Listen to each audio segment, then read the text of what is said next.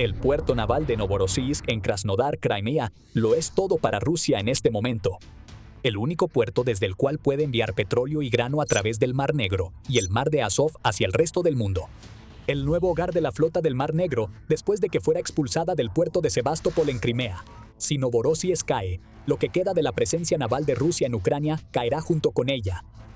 Ucrania lo sabe, acaba de golpear fuertemente a Novorossiysk. Enormes bolas de fuego han borrado activos clave en Novorossiysk del mapa.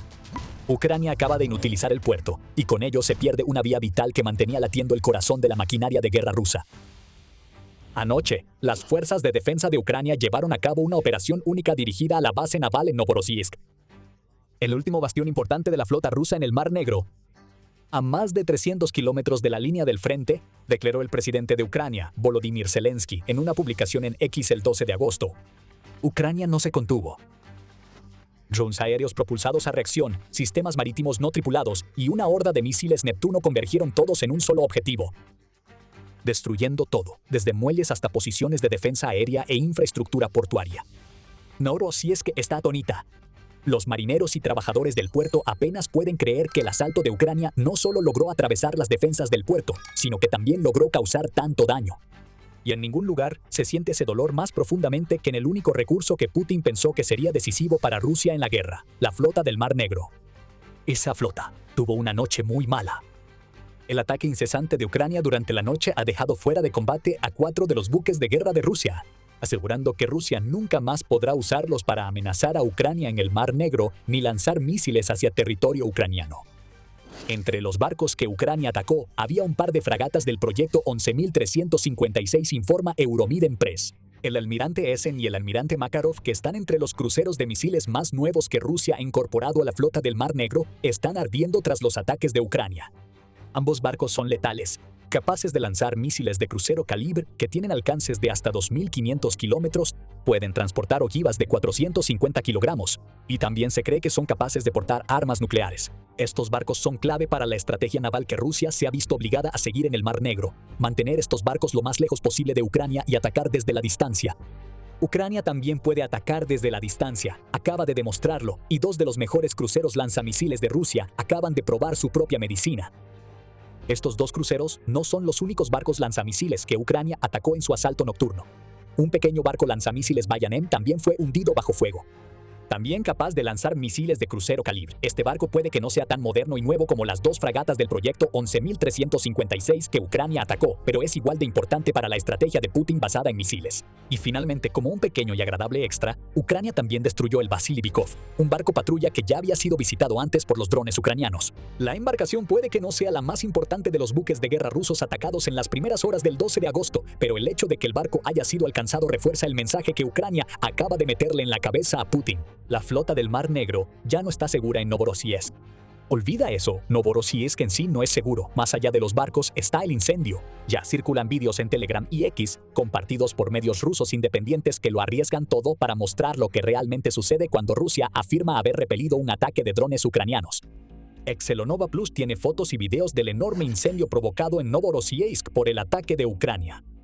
Un vídeo muestra un ataque en acción mientras escuchamos la explosión ensordecedora que se produce cuando uno de los proyectiles de Ucrania da en el blanco. El canal de Telegram Crimean Wind ofrece más informes sobre los incendios, citando imágenes satelitales para demostrarlo. Los drones y misiles de Ucrania provocaron incendios en el puerto militar que alberga barcos de la flota del Mar Negro, en un edificio administrativo y en el muelle de Shestkaris Oil Terminal en el puerto.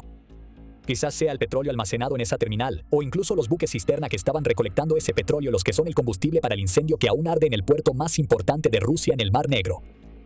El daño causado es brutal y deliberado. Eso por sí solo sería suficiente para acaparar todos los titulares. Sin embargo, lo verdaderamente especial es el ataque en sí. Este no fue un ataque estándar de drones ucranianos, ni de cerca. Como señaló el propio Zelensky, Ucrania empleó todos los medios posibles contra Novorossiysk para obtener resultados en un asalto total que incluyó 400 drones. Este fue uno de los ataques individuales más grandes que Ucrania ha llevado a cabo en la guerra hasta ahora, y pasará a la historia como uno de los asaltos coordinados más impresionantes en la historia del país. Ucrania acaba de crear su propio modelo para combinar el poder aéreo y naval y golpear a Rusia donde más le duele, y sabemos exactamente qué armas utilizó para hacerlo. El dron Cohete Polynesia de Ucrania fue la estrella del espectáculo. Impulsado por un motor a reacción y capaz de recorrer hasta 650 kilómetros, el sistema transporta una carga útil de 100 kilogramos y tiene una velocidad de crucero de 900 kilómetros por hora. Volando a tan solo 15 metros del suelo también es increíblemente difícil de detener usando sistemas de defensa aérea tradicionales. Ucrania sabía lo que hacía cuando desplegó este dron, y no solo por la fuerza con la que puede golpear este dron misil. Palianitsia es el nombre de un pan tradicional en Ucrania. Novorossiysk es un puerto clave de exportación de grano ruso. Pan contra pan, Novorossiysk en cenizas. El Palianitsia resultó ser uno de los 15 diferentes sistemas de armas, cada uno de los cuales fue diseñado, desarrollado y fabricado en Ucrania, que se usaron contra Novorossiysk en el ataque relámpago nocturno. El Kyiv Post detalla los demás en su informe del 13 de agosto. Junto al Palianitsia, en el frente de drones aéreos, estaban los drones Mish, Sicheng, Trost, Bober, Dovbush, Karyok, Ramsey, Firepoint y Liuchi. Las defensas aéreas de Rusia no habrían tenido idea de qué atacar primero, ya que Ucrania reveló la verdadera magnitud de sus proyectos de drones de largo alcance, mostrando a Putin hasta dónde ha llegado la nación que se suponía que nunca sería capaz de golpear a Rusia. Ucrania también desplegó otros sistemas híbridos de drones y misiles además del Palianitsia. El Peklo fue uno de ellos. Entregado por primera vez a las fuerzas de Ucrania en diciembre de 2024, ese dron misil puede recorrer hasta 700 kilómetros y tiene una velocidad máxima que iguala esa distancia por hora. El Bars es similar, con un alcance de hasta 800 kilómetros, es capaz de transportar una ojiva que pesa entre 50 y 100 kilogramos y se lanza hacia sus objetivos usando motores turborreactores. Como si los drones y los híbridos de drones con misiles no fueran suficientes, Ucrania también envió sus misiles Neptuno de largo alcance al combate. Descrito por United 24 Media como el misil de crucero de largo alcance que Europa aún no puede fabricar, en octubre de 2025. El Neptuno de largo alcance, o RK-360L, si quiere ser técnico al respecto, es una versión de alcance extendido de los misiles Neptuno D de Ucrania. También fue el proyectil aéreo más potente que Ucrania envió hacia Rusia el 12 de agosto. Capaz de recorrer unos 1000 kilómetros, el misil podría llegar a Novorossiysk con facilidad. El Long Neptune lleva una ojiva de 260 kilogramos y se cree que utiliza un sistema de guía similar al que usan los misiles Scalp y Storm Shadow, que el Reino Unido y Francia han enviado a Ucrania. Las brillantes mentes técnicas en Ucrania seguramente hicieron ingeniería inversa de esos misiles y descubrieron cómo desarrollar algo similar, solo que con mayor alcance. Y finalmente, estaban los drones marítimos. Rusia quizá esperaba el infame Sea Baby. Lo que recibió fueron los vehículos de superficie no tripulados Sargan y Mamai de Ucrania. Las especificaciones del primero aún están clasificadas, aunque en abril hubo especulaciones de que Ucrania había lanzado un Sargan 3000 armado con ametralladora en el Mar Negro. Sabemos que estos drones también pueden ser equipados con misiles, así que tal vez fue responsable de lanzar algunos de los híbridos de drones y misiles de Ucrania contra Novorossiysk. ¿Por qué enviar un crucero de misiles a hacer el trabajo de un dron? Sabemos un poco más sobre el Mamai. En diciembre de 2023, Militarny apodó a este dron marítimo como lo más rápido del Mar Negro debido a su capacidad de alcanzar una velocidad máxima de alrededor de 59 nudos. Si le agregas una ojiva de 450 kilogramos, obtienes un dron que puede alcanzar cualquier cosa y golpear con fuerza. No es que los barcos dañados de Rusia intentaran escapar. Fueron atacados mientras se escondían en el único puerto del Mar Negro que Rusia creía seguro. El ataque a Novorossiysk fue tan severo que Rusia podría estar considerando enviar la flota del Mar Negro de regreso a Sebastopol. Eso no sería una buena idea. Mientras Novorossiysk era envuelto en un manto de fuego infernal, drones ucranianos también se dirigían a Sebastopol. Más de 30 fueron derribados, afirmó el gobernador designado por el Kremlin en la ciudad, Mikhail Razbosayev, pero también mencionó que se habían desatado incendios por toda la ciudad portuaria. Más tarde, según un informe de Pravda, Sebastopol sufrió un apagón, lo que sugiere que no todos los drones ucranianos fueron derribados. Algunos de ellos impactaron la infraestructura eléctrica como un pequeño recordatorio para los barcos que quedan en la flota del Mar Negro de que ya no tienen a dónde huir ahora que Novorossiysk es un objetivo. Claro, podrían regresar a Sebastopol, pero el poder aéreo y naval de Ucrania aún puede encontrarlos igual de fácil, si no es que más, en ese puerto de Crimea. La declaración de Razbosayev no fue la única respuesta rusa que recibimos después de una noche que ha destruido cualquier poder naval que Putin aún pensara que tenía en el Mar Negro. El gobernador regional de Krasnodar, Benyamin Kondratiev, informó que las defensas aéreas rusas habían repelido un ataque masivo de varios cientos de drones de las Fuerzas Armadas ucranianas. Espera un segundo, ¿qué? ¿Cómo los repelieron? ¿Lanzaron físicamente cruceros de misiles y un puerto contra ellos? Porque esa es la única razón que se nos ocurre para que estén en llamas debido a los drones que supuestamente fueron repelidos. Quizás los problemas de defensa aérea de Rusia realmente sean tan graves. Kondratiev no mencionó el puerto en llamas ni los barcos destruidos. En cambio, prefirió señalar que los restos de los proyectiles que Rusia sí logró derribar cayeron sobre 21 edificios residenciales y causaron algunas víctimas. Ucrania no atacó ninguno de esos objetivos deliberadamente. Rusia tomó la decisión consciente de derribar drones y misiles sobre su propia gente. Rusia dice que repelió el ataque de Ucrania, no lo hizo. Y el costo de ese fracaso es mucho mayor de lo que podrías esperar inicialmente. Novorossiysk no es solo un puerto cualquiera, es todo para Rusia en el Mar Negro. Pero antes de explicar más, te recordamos que estás viendo el programa militar. Si estás obteniendo información de nuestro canal, tenemos muchos más videos próximamente. Recuerda suscribirte y activar las notificaciones para que no te pierdas ninguno. Comenzaremos con algo que hemos mencionado varias veces antes. Novorossiysk es el nuevo hogar de la flota del Mar Negro. Rusia nunca quiso que el puerto albergara sus buques de guerra. Se vio obligada a dejar Sebastopol debido a una devastadora campaña ucraniana que había destruido o dañado gravemente alrededor de un tercio de la flota que Putin pensó que podría dominar el Mar Negro. Gran parte del daño que Ucrania causó ya había ocurrido para finales de 2023, lo que provocó la decisión de cambiar a Novorossiysk como la base principal de operaciones de la flota del Mar Negro. Durante 2024 y 2025, los buques de guerra hicieron lo contrario de aquello para lo que fueron construidos. Navegaron tan lejos de Ucrania como pudieron, dejando Sebastopol prácticamente abandonada por la flota del Mar Negro para mediados de 2025. Novorossiysk era la opción desesperada. Sí, es un puerto enorme, pero también es un puerto construido para barcos mercantes, no para buques de guerra. No tiene instalaciones de reparación y carece de dique seco.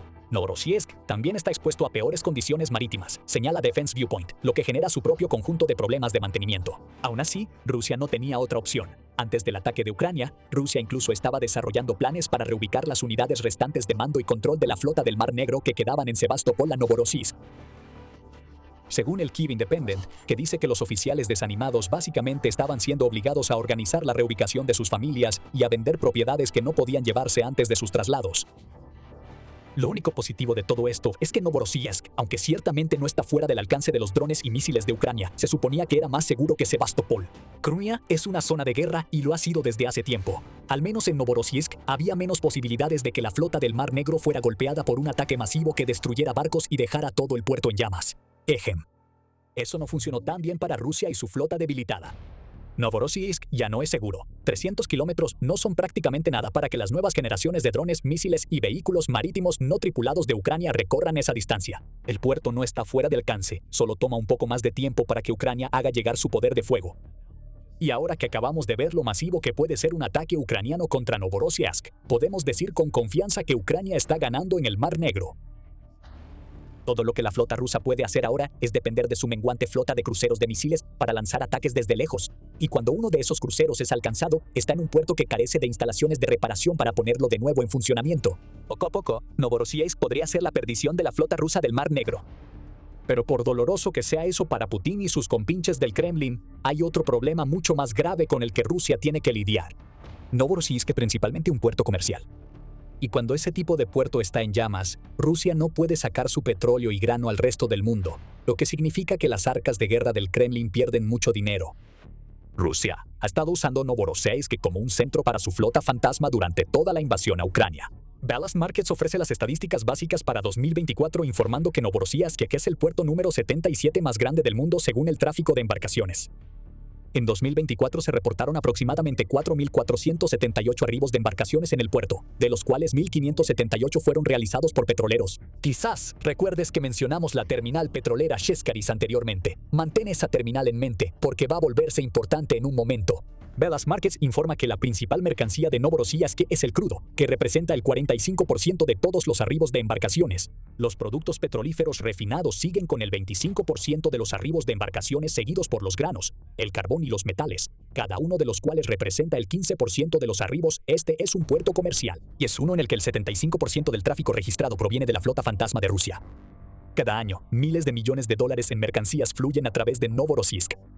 Los ingresos generados por este comercio pueden ser grabados por el Kremlin, y ese dinero se destina al esfuerzo bélico de Rusia.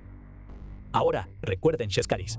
Además del buque de guerra de la flota del Mar Negro que Ucrania destruyó el 12 de agosto, esta terminal petrolera pudo haber recibido los daños más graves del ataque nocturno. Militarny informa que muchos de los incendios de los que les hablamos se están registrando en el área alrededor de esta terminal petrolera, lo que significa que Ucrania acaba de eliminar la única parte de Novorossiysk dedicada a cargar petróleo ilícito en barcos sancionados. La terminal Cheskariz es el punto final de los principales oleoductos de la compañía petrolera rusa Transneft y es uno de los dos sitios industriales más importantes en Novorossiysk, siendo el otro Grosovaya, que está a unos 12 kilómetros de distancia. Cheskariz tiene una capacidad de 75 millones de toneladas por año junto con una enorme zona de tanques que puede almacenar 1.28 millones de metros cúbicos de petróleo. Si fuéramos apostadores, sugeriríamos que el incendio que se eleva desde Novorossiysk en este momento ha sido causado por Ucrania al asestar impactos directos contra esta zona de tanques. Y eso es un problema para Rusia. Cuanto más petróleo se queme, menos dinero podrá ganar para alimentar su maquinaria de guerra. Con Cheskariz fuera de servicio, eso representa hasta el 70% del comercio de petróleo y productos refinados de Rusia que literalmente se está yendo en humo hasta que Rusia pueda apagar los incendios y hacer reparaciones. Pero el problema solo empeora mientras más de cerca lo mires. Junto con la terminal petrolera, el ataque con drones de Ucrania también ha cerrado un par de terminales de granos en Novorossiysk. Según Reuters, estas terminales están entre las más grandes de Rusia. Una de ellas tiene una capacidad de 8.5 millones de toneladas por año, dijo una fuente anónima al medio, y se ha visto obligada a suspender sus operaciones en espera de una investigación sobre los daños causados por los drones y misiles de Ucrania. La otra maneja 7.1 millones de toneladas de grano al año, y se ha visto obligada a suspender operaciones debido a los daños. Y esa es una red que maneja un total de 15.6 millones de toneladas de exportaciones de grano de Rusia que acaba de ser cerrada, todo en una sola noche. Así que lo que vimos la noche del 11 de agosto y hasta el 12 de agosto fue uno de los ataques más impresionantes de Ucrania por varias razones. El nivel de coordinación entre 15 sistemas de armas diferentes es asombroso. Ucrania mostró una gran parte, aunque ciertamente no todas, de sus capacidades de largo alcance, y lo hizo de una manera que tanto envió un mensaje explosivo a Rusia como destacó la capacidad cada vez mayor de Ucrania para llevar a cabo ataques coordinados de largo alcance. Luego está lo que Ucrania atacó. La flota del Mar Negro ha sido debilitada aún más, ampliando aún más la afirmación de Ucrania de controlar el Mar Negro. Pero más allá de eso, hay una segunda capa en el ataque, una capa que probablemente ya le ha costado a Rusia millones de dólares. Y eso sería una estimación baja. El petróleo se ha incendiado. Los terminales de grano y petróleo han sido cerrados por los daños y el fuego. Las defensas aéreas de Rusia en su puerto más importante del Mar Negro no pudieron detener nada de esto. Novorossiysk ya se ha establecido como un objetivo y Ucrania sigue mejorando en golpear objetivos a distancia. Rusia apagará los incendios, hará las reparaciones, pero también sabrá que todo ese trabajo podría deshacerse en un instante si Ucrania decide realizar un ataque similar. El objetivo ahora es hacer que Novorossiysk sea tan inútil para Rusia como lo ha sido Sebastopol. Ucrania tiene las opciones aéreas y navales necesarias para lograrlo, ya que el que antes era un puerto seguro se ha convertido en el más reciente activo ruso arrastrado a una guerra que Putin prometió que nunca cruzaría la frontera con Ucrania. La reputación de Putin como el gran protector de Rusia ha sido dañada una vez más. Ucrania simplemente sigue recogiendo, Ucrania simplemente sigue cosechando wildberries. Los almacenes y la infraestructura logística del minorista en línea más grande de Rusia siguen ardiendo, mientras Ucrania les lanza una lluvia de drones. El director general de la empresa está furioso. Los empresarios rusos que dependen de Wildberries para sus negocios y los clientes que compran en el sitio están aún más enfurecidos. Pero en cuanto a Putin, él está preocupado, y debería estarlo. Eso se debe a que los ataques de Ucrania contra Wildberries no solo se tratan de destruir una de las empresas de comercio electrónico más grandes de Rusia, va más allá de eso. Estos ataques son el catalizador de algo que nadie esperaba: el colapso total de la economía rusa. Primero nos dirigimos a Ryazán. En esta ciudad, a solo un par de cientos de kilómetros de la capital rusa, Moscú, se encuentra el quinto centro logístico más grande de Wildberries. O mejor dicho, estaba, ya no está ahí. El centro, que forma parte de una enorme red operada por una empresa que a menudo es llamada la versión rusa de Amazon, quedó en ruinas después de que un devastador ataque con drones ucranianos lo destruyera por completo. Humo negro se elevó sobre el almacén después del ataque, que fue tan grande que atravesó el techo del edificio e incluso provocó un incendio en una refinería de petróleo cercana. Se activaron evacuaciones de emergencia. Los empleados de Wildberries fueron evacuados e incluso se reportaron algunas víctimas. Pero el titular para Ucrania fue que esto le había costado a Wildberries millones, quizás incluso miles de millones de dólares, con un ataque diseñado para ser parte de una estrategia más grande para paralizar al gigante del mercado gris que juega un papel más importante en la economía de guerra de Rusia de lo que Putin jamás quiere admitir. Lo que pasó en Ryazán ha estado ocurriendo en toda Rusia. Las instalaciones de Wildberries están cayendo por todos lados. Los números varían, pero los resultados son los mismos. El 2 de agosto Technology.org informó que Ucrania había logrado atacar 11 de los 25 almacenes rusos de Wildberries. The New Voice of Ukraine puso el número en 12 probablemente porque contó un ataque contra una instalación en la región de Vladimir, Rusia, el 3 de agosto que ocurrió después del artículo de Technology.org. The New Voice of Ukraine también dijo que este ataque en Vladimir significaba que Ucrania había atacado 12 de los 15 almacenes más grandes de la empresa, lo que sugiere que Ucrania está siguiendo una estrategia de eliminar primero las instalaciones más grandes y luego ir avanzando hacia el resto. De hecho, ya lo está haciendo. El 4 de agosto ocurrió otro ataque. Esta vez, los drones ucranianos dieron en el blanco en 2 almacenes de Wildberries, además de atacar otro sitio logístico que, según se informa, forma parte de la red de la empresa cerca de Moscú. Esta vez, Ucrania atacó almacenes en las regiones de Tver y San Petersburgo. El último ataque realmente va a sacudir a Putin. San Petersburgo es su ciudad natal. Es una de las joyas de la corona rusa y se supone que es una de las ciudades más protegidas de todo el país. Nada de eso importó el 4 de agosto, ya que parecía no haber nada para proteger el almacén de Wildberries en la ciudad. Incluso mientras estábamos en el proceso de crear este video, seguían ocurriendo más ataques. El 5 de agosto trajo consigo noticias de ataques contra los almacenes de Wildberries en Tartaristán y Tula, con los mismos resultados que hemos estado viendo durante las últimas semanas. Incendios masivos, columnas de humo, cantidades incalculables de productos que se suponía iban a ser vendidos a través de Wildberries siendo destruidos. Para cuando estés viendo este video, es posible que Ucrania ya haya realizado aún más ataques. Los daños aún se están calculando, probablemente porque cambian cada día a medida que se incendian más almacenes. El 4 de agosto, IAEA sugirió que las posibles pérdidas para los vendedores de Wildberries ya podrían ser de hasta $3.5 mil millones, y Wildberries no ha reembolsado nada de eso a los vendedores. La empresa ha gastado alrededor de $500 mil en compensaciones, aunque ese dinero se ha enviado a las familias de quienes han resultado heridos o fallecidos en los ataques de Ucrania. Y esa mención de las víctimas sí plantea una posible zona gris moral. Rusia argumentará que civiles están muriendo en los ataques a Wildberries. Ese es, sin duda, el argumento presentado por la directora ejecutiva de Wildberries, la mujer más rica de Rusia y partidaria de Putin, Tatiana Kim.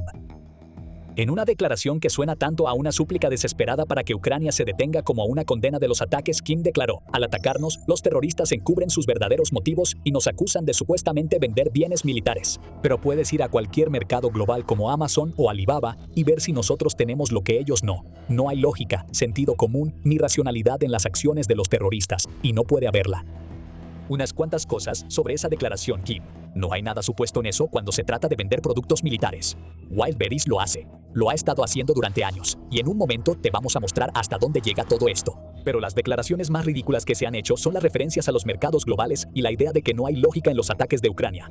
Quien puede hablar de Amazon y Alibaba todo lo que quiera, pero convenientemente ignora el hecho de que ninguno de los dos tiene presencia en Rusia, y a pesar de lo que venden, ninguno está apoyando activamente los esfuerzos de invasión de Putin contra Ucrania. En cuanto a que no hay lógica, es todo lo contrario, hay mucha lógica. Los economistas de Rusia pueden decírtelo, al igual que nosotros. Ahora, volvamos a todo este supuesto argumento de que venden bienes militares que menciona Kim.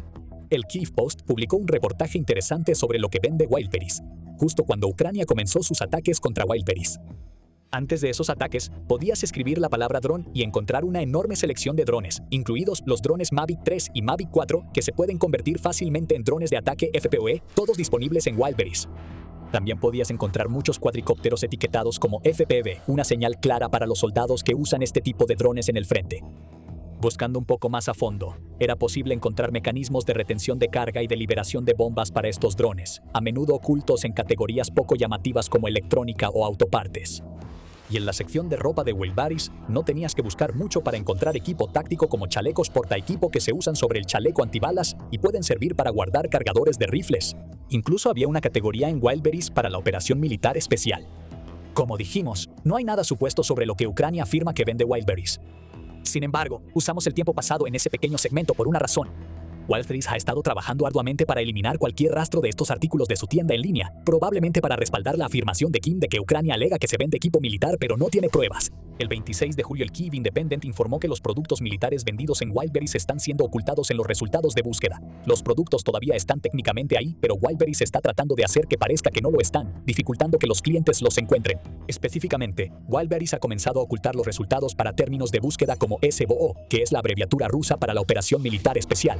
Este es un intento débil de ocultar lo que la plataforma ha vendido en el pasado y sigue vendiendo ahora si buscas lo suficiente. Antes de los ataques de Ucrania, una búsqueda de todo para la SBO arrojaba más de 200.000 resultados según el Moscow Times. Ahora es cero, nada, absolutamente nada. Pero hay un truco. Todo lo que Wildberries realmente ha hecho es poner en la lista negra la abreviatura SBO. Todos los productos que habrían aparecido en este tipo de búsquedas siguen estando disponibles en Wildberries, según United 24 Media. Solo tienes que usar diferentes términos de búsqueda para encontrarlos. El medio dice que una fuente de medios rusa llamada Voktak ha demostrado eso al encontrar cascos marcados como probados en la SBO usando otras palabras clave, y el bloqueo de la sigla SBO ni siquiera funciona bien.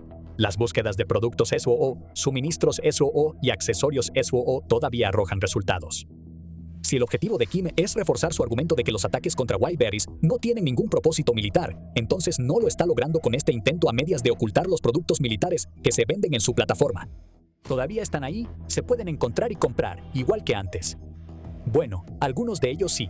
Mucho de lo que se vendía ahora no es más que cenizas en las ruinas de los almacenes, todo debido a los ataques de Ucrania. Claramente vemos un propósito militar detrás de los ataques de Wildberries por parte de Ucrania, lo que contradice de inmediato las afirmaciones de Kim de que no hay lógica en lo que está sucediendo. Pero va mucho más allá de eso, casi hasta el punto en que sacar equipo militar del mercado es solo una ventaja adicional y no el objetivo principal. Para Ucrania, lo que estos ataques han provocado en Rusia es el verdadero objetivo. El daño económico es lo que Ucrania quiere, y vaya que ha logrado causar ese daño. Pero antes de profundizar y resaltar por qué los ataques contra Wildberries lo cambian todo para el Kremlin, les recuerdo que están viendo el programa militar. Si están obteniendo información valiosa de nuestro canal, recuerden suscribirse y activar las notificaciones para que puedan ver más de lo que tenemos preparado. Wildberries es vital para la economía de Rusia, sin duda, mucho más importante de lo que el Kremlin estaría dispuesto a admitir. Recuerden que esta es la versión rusa de Amazon. Y al igual que Amazon, Wildberries básicamente funciona como un centro para miles y miles de dueños de negocios que dependen de la plataforma para vender y de los almacenes para almacenar y enviar los productos que sus clientes compran. Wildberries no es solo un minorista en línea, es una enorme red logística de la que depende una gran parte de la economía rusa. Alrededor del 10% del espacio de almacén de la empresa ha sido destruido por los ataques de Ucrania hasta el 29 de julio junto con el inventario que ese espacio contenía. El porcentaje será mucho mayor ahora, ya que los ataques implacables de Ucrania han continuado. Los vendedores ya están cediendo porque están perdiendo mucho. Una vendedora le dijo a la BBC que había perdido casi $13,000 en mercancía, y otra dijo, ya nos están fregando por todos lados como está la situación. Wildberries, junto con su principal rival, Ozon, es utilizado por hasta el 90% de la población económicamente activa de Rusia. Este no es un pequeño negocio al que Ucrania está apuntando. Para muchos en Rusia, Wildberries lo es todo. Es su fuente de ingresos, donde consiguen su ropa y accesorios que usan en casa, y una de sus principales vías de supervivencia en una guerra que les ha llegado inesperadamente hasta la puerta de su casa. Y ese es el punto. Nada de este dolor económico a nivel personal es accidental. Ucrania quiere infligirlo. A diferencia de Rusia, Ucrania no ataca directamente a civiles con sus ataques con drones. Lo que puede hacer es atacar instalaciones de relevancia militar que también son utilizadas por civiles, y Wildberries entra en esa categoría. Esto es Ucrania llevando la guerra de vuelta a Rusia, y es una técnica increíblemente efectiva. Dañar una pieza clave de la economía rusa hace que las personas que dependen de ella se enojen, quizás tan enojadas que le pidan a Putin que termine su guerra insensata. Los vendedores están perdiendo mucho ahora que tantos almacenes de Wildberries se están incendiando. Ya mencionamos los $3.5 mil millones en mercancía destruida. Eso obviamente va a afectar a Wildberries. Pero esos son $3.5 mil millones que los vendedores de la plataforma no van a ganar, lo que también significa que son $3.5 mil millones. Eso se pudo haber gastado en cosas como construir negocios, contratar empleados o simplemente cubrir los gastos diarios de los rusos que dependían de Wildberries para ganarse la vida. Según Medusa, Wildberries recientemente comenzó a ofrecer algo de compensación a sus vendedores, pero no es mucho. Solo pequeñas empresas y emprendedores individuales han recibido algo de la compañía y lo que reciben es solo una fracción del valor de los productos que han perdido. Se sigue prometiendo apoyo, pero todavía no llega de forma sustancial, y a medida que pasa el tiempo, muchos de los pequeños negocios en Rusia van a colapsar debido a problemas de flujo de efectivo. En cuanto a los compradores, ¿qué podemos decir aparte de que las reglas de la oferta y la demanda son una pesadilla? Imaginen lo que pasaría si Amazon perdiera varios de sus almacenes en incendios, llevándose el inventario con ellos. La oferta caería en picada, y de repente esa blusa de $10 que planeabas comprar costaría $20. Eso es economía básica de oferta y demanda, y los rusos que usan Wildberries ya están sintiendo el impacto de los ataques de Ucrania en sus bolsillos. En un informe del 1 de agosto, el KeyPost reveló que los precios en Wildberries habían aumentado entre un 10 y un 30%. Esto es inflación a velocidad de la luz, y solo va a empeorar a medida que más sucursales de Wildberries queden fuera de servicio por ataques de drones ucranianos. Las empresas que venden a través de Wildberries están haciendo todo lo posible para cubrir los costos crecientes, incluyendo cancelar descuentos y elegir opciones de entrega más baratas. Lo que Ucrania ha encontrado aquí es quizás uno de los puntos de presión más inesperados de toda la guerra hasta ahora. El objetivo de Ucrania es paralizar económicamente a Rusia, asegurándose de que Putin no pueda financiar su invasión en el proceso. Wildberries durante mucho tiempo había estado intacta. Pero lo que estamos descubriendo rápidamente es que estos ataques podrían ser la clave que abra la puerta a la ruina económica de Rusia. Wildberries es un punto crítico para una gran parte de la economía rusa, señala DW Noticias. También es una empresa que tiene una deuda de 10.000 millones de dólares, lo cual puede hacer únicamente porque está respaldada por los bancos estatales de Rusia. Aquí es donde vemos surgir un vínculo con el fondo de guerra de Putin. Si Putin quiere mantener Wildberries en funcionamiento, y debería hacerlo debido al impacto que esta plataforma tiene en la vida de su gente, entonces tendrá que decirles a los bancos que rescaten a la empresa. Ese dinero tiene que salir de algún lado, y serán las mismas fuentes de las que Rusia depende para financiar la guerra. Y si Putin decide no ayudar a Wildberries con fondos estatales, corre el riesgo de provocar un efecto dominó de catástrofe económica. Wildberries colapsará, los negocios propiedad de sus muchos vendedores seguirán el mismo camino, y los consumidores, que ya están lidiando con problemas de oferta y demanda, no podrán hacer nada mientras sus alternativas suben los precios porque uno de sus mayores competidores se ha desmoronado hasta convertirse en polvo. Es una situación en la que Putin pierde de cualquier manera, tal como lo planeó Ucrania. Parece que Putin y su sistema bancario estatal ya han tomado su decisión colectiva. En un informe del 29 de julio, CNBC reveló que el Kremlin ya reconoció que probablemente tendrá que intervenir para rescatar a Wildberries. Mientras estos ataques continúan, es probable que el banco estatal VTB desempeñe un papel crucial en lo que inevitablemente se convertirá en un programa de rescate implementado a costa del contribuyente ruso. Otros bancos como Sberbank han anunciado programas de reestructuración de préstamos dirigidos a los inversionistas de Wildberries porque temen que la pérdida de más almacenes pueda provocar una ola de bancarrotas. Eso pondría al banco en una muy mala posición al salir perdiendo con miles de préstamos que ha aprobado para los vendedores de Wildberries. En un informe del 4 de agosto, Global Data agregó que el Kremlin ahora está considerando programas para apoyar a los vendedores probablemente por las mismas razones que Sberbank. Se están discutiendo varias opciones. Es posible que a los vendedores se les permita suspender los pagos de sus préstamos hasta por un año, lo cual estamos seguros de que a los bancos de Rusia les va a encantar. Está la reestructuración que mencionamos antes, junto con préstamos de capital de trabajo subsidiados ofrecidos a través de instituciones de microfinanzas con respaldo estatal. Así que más préstamos además de los préstamos que los vendedores no pueden pagar. El Kremlin está buscando soluciones desesperadamente, y cada día que pasa solo empeora la situación porque los drones de Ucrania simplemente no dejan de llegar. Ucrania ha abierto un nuevo frente en la guerra con Rusia, y es un frente que está limitado al propio territorio ruso. Esto es un ataque a la logística del país. Es la destrucción de equipo militar junto con la presión económica que se ejerce sobre los vendedores, compradores y bancos. Cada ataque que lleva a cabo Ucrania no solo implica costos relacionados con la pérdida de inventario y la reconstrucción. Wildberries y de la propia Rusia, si entran en juego las soluciones respaldadas por el Estado, tienen que averiguar cómo lidiar con el aumento de los costos operativos del negocio, el pago de los préstamos debido a problemas de flujo de efectivo, y los vendedores que podrían migrar a otras plataformas después de perder tanto con Wildberries. Como dijimos, es un efecto dominó. Si Wildberries cae, se lleva consigo una gran parte de la economía de Rusia. En el trasfondo de todo esto están los riesgos inflacionarios, que ya están empezando a hacerse notar. Arbes Ucrania también señala que los ingresos medianos de un vendedor de Wildberries son de solo $7.500, lo que significa que no tienen mucho margen financiero. 1 o 2 semanas de sobresaltos pueden ser suficientes para empujar a muchos de estos pequeños empresarios a situaciones de flujo de efectivo negativo. Y eso está ocurriendo en este momento. Todo esto no pudo haber llegado en un peor momento para Rusia, que ya está lidiando con una situación económica difícil que revela cuán grande fue el error de Putin al transformar la economía del país enfocándose en el complejo militar industrial. En un informe del 13 de julio, antes de que comenzaran los ataques contra Wildberries, Forbes calificó la economía de Rusia como una que se está hundiendo lentamente. Es difícil discutir ese punto.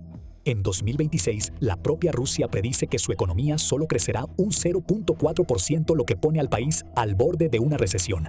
Esta también es una proyección optimista. Forbes dice que la guerra de Putin va a exceder el presupuesto por al menos $28.000 millones en 2026 y que esa cifra aumentará en otros $54.000 millones tanto en 2027 como en 2028.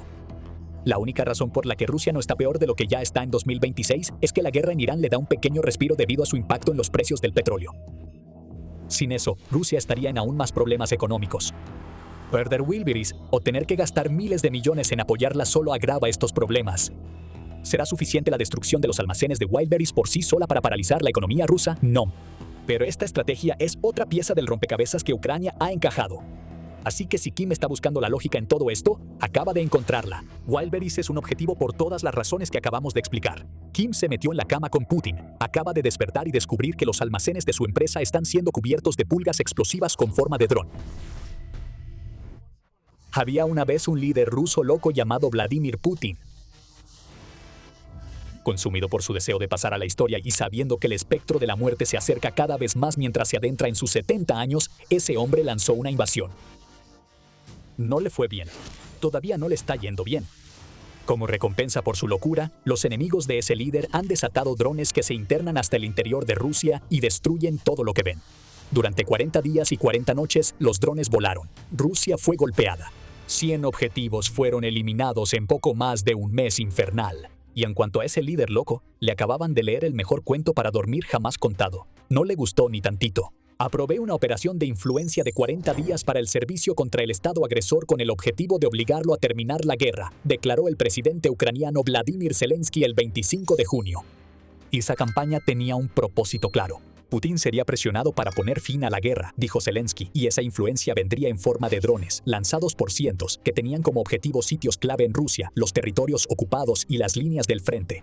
El objetivo era claro. Rusia necesitaba sentir el dolor de la guerra que inició, para ser obligada a sufrir tanto por los 40 días de poder de fuego de Ucrania que Putin no tendría otra opción más que sentarse a la mesa de negociaciones. La campaña de 40 días ya terminó. Y aunque no ha logrado su objetivo principal y Ucrania tiene algo que decir al respecto, sí ha cumplido con la promesa más importante de Zelensky.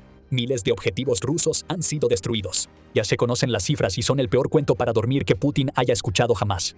Durante su campaña, Ucrania logró realizar más de 100 ataques a objetivos estratégicos dentro de Rusia y en los territorios ocupados. La variedad fue impresionante. Las refinerías de petróleo, como tantas veces antes, fueron atacadas, solo que esta vez fueron golpeadas más fuerte que nunca. Los drones de Ucrania visitaron bases aéreas, defensas antiaéreas, buques de guerra, petroleros, centros logísticos y plantas de la industria militar. Las sanciones cinéticas se extendieron por todas partes. Se rompieron récords y los petroleros de la flota en la sombra fueron enviados al fondo de los mares que rodean Crimea. Y en las líneas del frente y la retaguardia cercana, los números empeoraron aún más para Rusia. Los drones de Ucrania destruyeron más de 21.000 objetivos a lo largo del frente y mataron a casi 5.000 soldados rusos en 40 días. Eso es 125 muertos por día, y muchos más quedaron heridos. El equipo fue destruido tan fácilmente como los soldados. Guardaremos parte de eso para los momentos destacados de la campaña que revelaremos en un momento. Pero United 24 Media ofrece mucho para empezar. 124 sistemas de artillería fueron destruidos en la ofensiva de 40 días de Ucrania. Rusia perdió 63 vehículos blindados, 24 tanques y 22 sistemas de lanzamiento múltiple de cohetes. 14 aviones y helicópteros de Rusia fueron derribados por el fuego de drones de Ucrania, al igual que 40 de los sistemas de defensa aérea que se suponía debían evitar que todo esto sucediera. Y cuando se trató de los drones de Rusia, Ucrania combatió fuego con fuego de manera más efectiva de lo que Putin jamás imaginó que podría hacerlo. Al final de la campaña, más de 11.000 drones y robots terrestres de Rusia habían sido reducidos a cenizas junto con 12 de las tripulaciones encargadas de controlar esos drones. Debió de sentirse como un asalto imparable para Rusia, como cortar las cabezas de una hidra. Cuando uno caía, dos más ocupaban su lugar. Pero mencionamos algo sobre los momentos destacados, así que echemos un vistazo a algunos de los momentos más sobresalientes de la campaña de 40 días que estuvo llena de dolor para Rusia. Primero nos dirigimos a Omsk. Este asentamiento, que está escondido en Siberia, se suponía que estaba muy lejos del alcance de los drones de Ucrania. A más de 2.500 kilómetros de Ucrania, la ciudad estaba a salvo. El lugar perfecto para albergar una de las refinerías de petróleo más grandes de Rusia. Por supuesto, puedes adivinar lo que pasó. Ucrania atacó Omsk con drones. La refinería en la ciudad, que durante tanto tiempo estuvo fuera de alcance, fue duramente golpeada. Las fotografías de la escena muestran el fuego y el humo saliendo de esta instalación clave. Los drones de Ucrania rompieron todos los récords de distancia anteriores, volando tan adentro de Rusia que terminaron cerca de la frontera con Kazajistán. Ucrania no atacó esta refinería únicamente por el mensaje que enviaría sobre que ya ninguna instalación crítica en Rusia está a salvo. La refinería de Omsk es enorme. De hecho, es una de las más grandes de Rusia, ya que tiene una capacidad anual de refinación de 21 millones de toneladas métricas de crudo. También resulta que se especializa en la producción de combustibles, lubricantes y productos petroquímicos, que son el alma de la maquinaria militar rusa en Ucrania. Este ataque no fue solo simbólico, fue estratégico. Antes de la campaña de 40 días, Omsk era una de solo 2 de las 10 refinerías de petróleo más grandes de Rusia que no habían sido visitadas por los drones ucranianos. ¿Ya no es así? Y hablando de las refinerías de petróleo más grandes de Rusia, eso nos lleva a nuestro segundo punto destacado. Cada una de las 11 refinerías de petróleo más grandes de Rusia ya ha sido atacada por un dron ucraniano. Ucrania vio las 2 de las 10 más grandes que quedaban, las atacó a ambas y luego añadió un golpe extra por si acaso. United 24 Media dio la noticia el 7 de julio señalando que el ataque a Omsk era el último de la lista que Ucrania necesitaba. Otros han sido atacados tanto a lo largo de 2026 como durante la campaña de 40 días. La refinería de petróleo de Kirishi, que procesa hasta 21 millones de toneladas de petróleo cada año, ha sido golpeada constantemente. La refinería de Kostovo, que procesa 17 millones de toneladas al año y produce 4.8 millones de toneladas de gasolina, fue fuertemente golpeada el 2 de julio perdiendo la mitad de su capacidad de producción en el proceso. Las 17.1 millones de toneladas que se procesan en la refinería de Ryazan no van a ninguna parte después de que un ataque en mayo suspendiera la producción. Durante la primavera y el verano, Ucrania ha atacado tanto la refinería de Yaroslavl como la de Volgogrado, ambas con capacidades de procesamiento de alrededor de 15 millones de toneladas al año. La refinería de Moscú, que se supone es otra que es más segura que la mayoría debido a su proximidad a la capital de Rusia y a todas las defensas aéreas que la rodean, fue atacada 2 veces en junio, lo que sacó de operación 12 millones de toneladas de refinación. Y para completar la lista están las refinerías Bashnev Novoil, Syzran, Permi, Novokuibishevsk, que en conjunto procesan 37.8 millones de toneladas de crudo al año.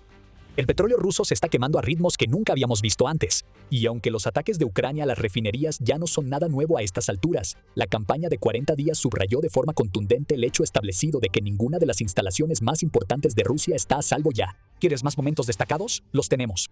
La campaña de 40 días le costó muchísimo a la Fuerza Aérea Rusa, ya que Ucrania destruyó más de una docena de aeronaves. De desbajas se encontraban un par de cazas Su-35 que, aparte del Su-57 que casi no entra en acción en Ucrania, probablemente sean los mejores cazas que Rusia puede desplegar. Ucrania destruyó un Tu-95MS en otro ataque más contra la flota de bombarderos estratégicos de Rusia. Varios modelos antiguos de la era soviética que Rusia utiliza para sus ataques con misiles planeadores también fueron derribados por drones ucranianos, incluyendo Su-24, Su-30 y Su-30SM. Ucrania también logró derribar un par de aviones de entrenamiento L-39, lo que dificultará que Rusia prepare a sus pilotos para lo que Putin necesita que haga. Con los ataques contra aeronaves vienen los ataques a aeródromos. Belbek, Kamskaya, Saki, Bardiska, Engels y Bagorovo recibieron visitas de los drones ucranianos. Para muchos, estas no fueron sus primeras visitas, lo que muestra lo sobrecargadas que están las defensas aéreas de Rusia. Esa es una buena transición a nuestro siguiente punto destacado. Los sistemas de defensa aérea rusos la pasaron muy mal durante la campaña de 40 días. Ucrania logró destruir un sistema de defensa aérea o radar por día, en una ofensiva relámpago que ha abierto la puerta para que vengan aún más ataques aéreos. Entre ellos había un radar multifunción 92NCIC que a menudo es utilizado por los sistemas S-400 de Rusia, así como un radar Nevo-U. Rusia perdió varios sistemas de defensa aérea Pansir S-2 y Tor M-2 ante los drones de Ucrania, junto con una estación de guerra electrónica Pole-21 que se supone debería poder desviar los drones ucranianos de su curso.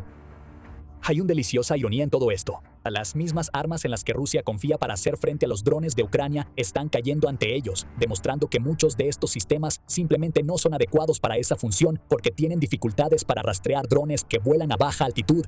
La campaña de 40 días solo agravó los problemas de defensa aérea con los que Rusia ha estado luchando desde hace un tiempo. A medida que el alcance de los drones ucranianos se ha expandido, Rusia se ha visto cada vez más obligada a extender sus defensas aéreas a lo largo de áreas más grandes de su territorio. Las defensas aéreas de Rusia son como una banda elástica estirada alrededor de la cintura abultada de un general ruso. Eventualmente la banda se revienta y estamos empezando a ver cómo eso sucede por todos lados. Ahora hay enormes brechas en las defensas aéreas de Rusia. Rusia simplemente no tiene suficientes sistemas para defender cada objetivo que Ucrania podría querer destruir. Rusia está en modo de pánico. Incluso el anillo de defensa aérea fuertemente fortificado alrededor de Moscú está siendo penetrado. El Kremlin está tratando de mover las defensas aéreas para proteger objetivos prioritarios, pero eso solo está creando más vulnerabilidades, tanto en el frente como en la retaguardia, para que Ucrania las aproveche. Y ahora 40 sistemas y radares más, los radares ya no están. Putin sabe lo que eso significa. Más drones ucranianos van a tener éxito. Tenemos un punto más destacado para ti antes de continuar. La flota fantasma de Rusia en las aguas alrededor de Crimea. No le está yendo bien. Durante todo julio, Ucrania lanzó ataque tras ataque contra los barcos de la flota fantasma en el Mar Negro y el Mar de Azov. En su mayoría, Ucrania parecía atacar embarcaciones que abastecían a Crimea con combustible y suministros como parte de su estrategia más amplia para aislar la península y obligar a Putin a renunciar a su control sobre el territorio que Rusia robó en 2014. Y esa campaña no se ha detenido. Para el 29 de julio, la prensa de Euromaidán informaba que Ucrania había atacado 201 barcos rusos en solo 3 semanas. La actualización llegó desde la cuenta de X de defensa de Ucrania el 6 de agosto. El número aumentó a 236 botes y barcos destruidos solo en julio, y la mayoría de los ataques se llevaron a cabo a distancias superiores a 50 kilómetros. Ucrania ahora afirma que tiene dominio de fuego sobre las aguas que rodean Crimea. Es difícil discutirlo. Rusia parece incapaz de hacer algo para detener estos ataques contra sus embarcaciones en Crimea. Lo que tenemos aquí es una enorme cantidad de equipo ruso enviado al desguace, junto con soldados enviados a sus tumbas. Pero, ¿qué logró realmente Ucrania con su campaña de 40 días? Vamos a profundizar en esa respuesta justo después de este recordatorio de que estás viendo el programa militar. Si aún no te has suscrito, ahora es el momento perfecto para presionar el botón y activar las notificaciones para que no te pierdas lo que tenemos preparado. Esto es lo que Ucrania hizo durante 40 días. Llevó la guerra de regreso a Rusia, quizás más que nunca antes. Esto no fue una serie de ataques aleatorios realizados cuando surgieron oportunidades. Ucrania planeó todo esto. Sabía exactamente lo que iba a atacar, dónde y cuándo. Cada dron que lanzó salió al cielo con un propósito que ya había sido definido antes de que comenzara la campaña. Ucrania no fue reactiva, fue proactiva en una campaña diseñada para ejercer la máxima presión posible sobre Putin. Ese aspecto de la campaña fue sumamente efectivo. A la mitad de la campaña, The Economist publicó un artículo sobre los ataques de Ucrania contra las instalaciones de Wildberries de Rusia, lo cual es otro punto destacado que no cubrimos. Descubrirás por qué al final del video. Pero la campaña de drones de Ucrania ha causado al menos $2.000 millones en daños a una empresa que básicamente es el Amazon de Rusia, aumentando la presión tanto sobre los vendedores como sobre los compradores que usan la plataforma. Por igual, cada ataque que Ucrania realizó durante su tormenta infernal de 40 días tuvo el mismo propósito. Las refinerías fueron atacadas para evitar que los rusos tuvieran acceso fácil al combustible. Lo mismo aplica para los ocupantes de Crimea y los ataques contra la flota fantasma. Incluso los ataques contra el equipo militar de Rusia sirven como recordatorio de que una guerra que Putin prometió que nunca se extendería más allá de las fronteras de Ucrania ahora ha llegado a Rusia. Y puede golpear casi cualquier parte de Rusia. El ataque en Omsk lo demostró. El liderazgo ruso está sintiendo el impacto. El descontento público está aumentando, informa The Economist. Según Besiedem, una encuestadora cercana al Kremlin, la satisfacción con las políticas del gobierno ha caído del 45% en enero al 21% en junio. El número de personas que piensan que Rusia va en la dirección equivocada se ha duplicado de 17 a 35% en el último año, dice Levada, una encuestadora independiente. Por supuesto, dañar al ejército ruso era y sigue siendo una prioridad. Pero estos 40 días de ataques también tenían que ver con el daño psicológico que Ucrania le hizo al pueblo ruso. Más de 100 ataques en territorio ruso en 40 días no son cosa menor. Si acaso, es una bandera roja brillante levantada en el aire para que todos los rusos la vean.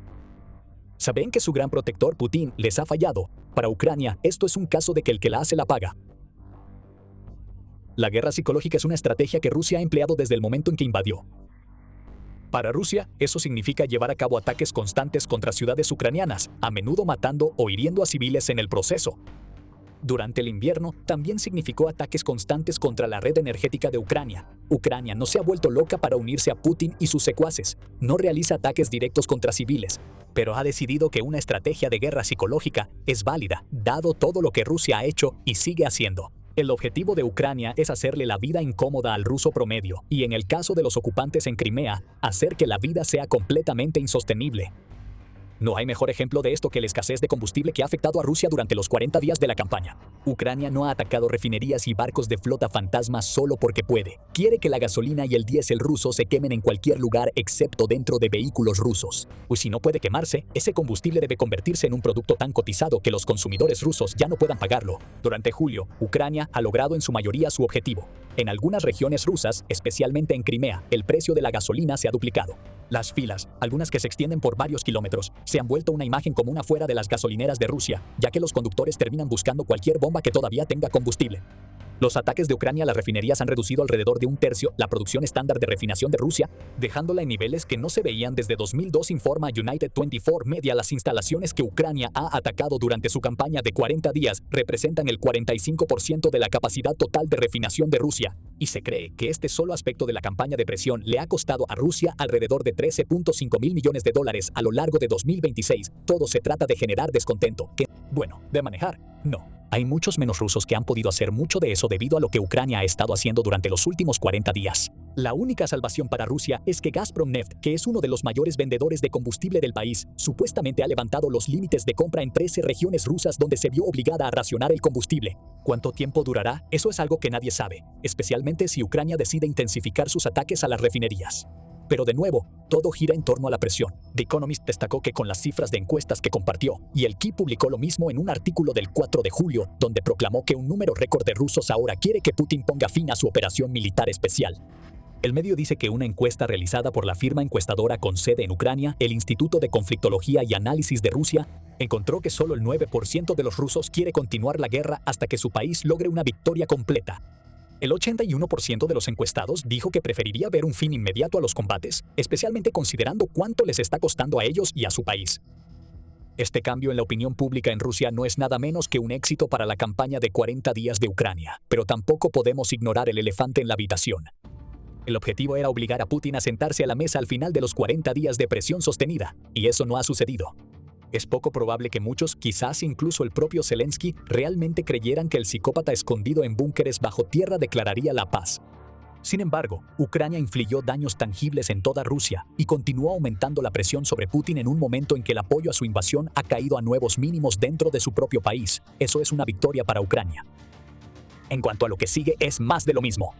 Putin no se sentó a la mesa después de 40 días, así que Ucrania va a lanzar una nueva campaña. Vamos a continuar. No se detengan en todas estas discusiones. 40, 50, 100 o 15 días. Lo que importa es el resultado. No se trata tanto de cómo entramos en este proceso. Lo que es mucho más importante es con qué salimos de él. Para salir con el resultado deseado, debemos ser fuertes. Esas son las palabras del jefe de la oficina presidencial, Kirill Budanov, al concluir la campaña de 40 días. Esto es una advertencia. Si Putin, sus compinches y el pueblo ruso pensaron que la pesadilla que acaban de soportar había terminado solo porque se cumplió el plazo de 40 días, están muy equivocados. Hay muchas cosas en el cielo listas para atacar. Y si había alguna duda de que Budanov decía la verdad, los operadores de drones de Ucrania ya las han disipado. Han dejado que sus armas hablen por ellos. El 6 de agosto Ucrania llevó a cabo 2 ataques más a refinerías, esta vez en las refinerías Bashnev Novoil y Slavnev Yanos. El mensaje ha sido enviado fuerte y claro. Rusia puede haber sobrevivido al bombardeo de 40 días, pero la presión no disminuirá. Ucrania obligará a Putin a sentarse a la mesa, aunque eso signifique que cada refinería en Rusia tenga que arder. Putin comenzó el año 2026 pensando que ya lo tenía todo resuelto. Había hecho que sus compinches mintieran descaradamente sobre los avances territoriales para darle algo de ventaja en las conversaciones de paz. Decían que el Donbass iba a caer en cuestión de meses. Y para respaldar eso, Rusia había tomado territorio en el sur de Ucrania, lo que le permitía crear una zona de amortiguamiento para evitar que tropas y suministros llegaran a los defensores del Donbass. Vaya diferencia que hace un año. Rusia no controla el sur, Ucrania sí. En los últimos 7 meses, Ucrania ha llevado a cabo una ofensiva que nadie puede creer, y esa ofensiva ha logrado algo enorme. Se recuperaron 745 kilómetros cuadrados de territorio. Eso es según el presidente de Ucrania, Volodymyr Zelensky, quien dice que Ucrania ha recuperado la asombrosa cantidad de 745 kilómetros cuadrados de territorio en 2026, dañando enormemente los planes de Putin para el año en el proceso. Se suponía que este sería el año en que todas las promesas que hizo Putin finalmente se cumplirían. Los portavoces rusos le dijeron al mundo que Ucrania estaba en sus últimas, que el colapso se acercaba. Y sí hubo un colapso, pero fue Rusia la que quedó derribada, dejando sus planes para 2026 hechos trizas. La magnitud de la ofensiva de Ucrania es impresionante. El anuncio de Zelensky del 12 de agosto reveló que la mayor parte del contraataque de Ucrania tuvo lugar a lo largo de una amplia zona en la línea del frente sur, extendiendo hacia la región donde Dnipropetrovsk, Zaporia y Donetsk confluyen. En resumen, Zelensky afirma que Ucrania utilizó su contraofensiva para recuperar 26 localidades, todos los cuales han sido fortificados para protegerse contra futuros ataques rusos. Esto es una humillación para Putin. No solo Ucrania eliminó una zona de amortiguamiento que Rusia quería crear, y más adelante explicaremos por qué eso es importante, sino que también hizo retroceder a las fuerzas rusas de áreas que creían seguras. Una vez tomada, Ucrania no tendría ninguna posibilidad de hacer nada. El supuesto poder del ejército ruso ha vuelto a ser puesto en duda. Y los soldados a los que Putin encargó mantener el sur de Ucrania han fracasado espectacularmente debido a una brillante contraofensiva en la dirección de Alexandrovka. Todo esto fue según el plan de Ucrania. Como dijo Zelensky, nuestra operación ofensiva se llevó a cabo con precisión, exactamente como se planeó. Y la situación empeora para Rusia. Las bajas que sufrió como resultado de la contraofensiva de Ucrania fueron enormes. Gracias a las operaciones activas de nuestras tropas, se infligieron pérdidas significativas al contingente de ocupación. Las pérdidas rusas ascendieron al menos a 9.550 efectivos muertos y más de 6.600 heridos, reveló Zelensky.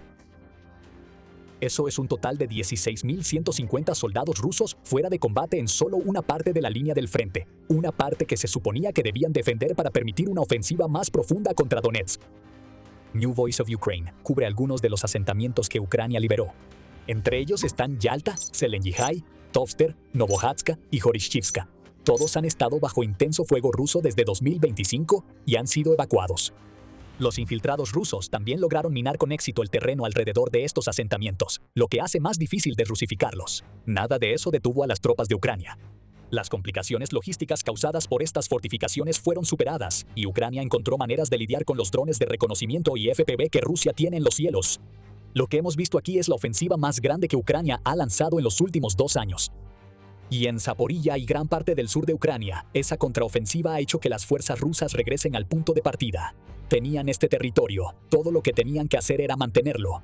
Fallaron, y ahora, el trabajo que le tomó a Rusia cerca de 1 año completar, tiene que empezar de nuevo, enfrentándose a defensores ucranianos que están mejor preparados esta segunda vez.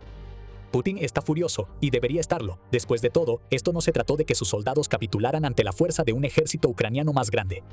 Eso al menos Putin podría entenderlo, aunque no le agradaría. En cambio, Ucrania logró su contraofensiva con una estrategia inteligente, una que Putin y su ejército nunca podrían haber imaginado. Eso dejará a Putin echando humo porque han vuelto a ser más astutos que él. Y todo comenzó con un error clave de los rusos. Hemos hablado de que Rusia mantiene todos estos asentamientos que había perdido y los 745 kilómetros cuadrados de territorio que Ucrania ha logrado desrusificar con éxito. Eso es técnicamente cierto, pero va más allá de eso. Rusia no mantuvo este territorio por haber enviado una fuerza masiva a la región sur de Ucrania que pudiera fortificarse y usarse como plataforma para una ofensiva más profunda. En cambio, Rusia intentó ocultar la verdad, fingiendo que tenía más control del que realmente tenía.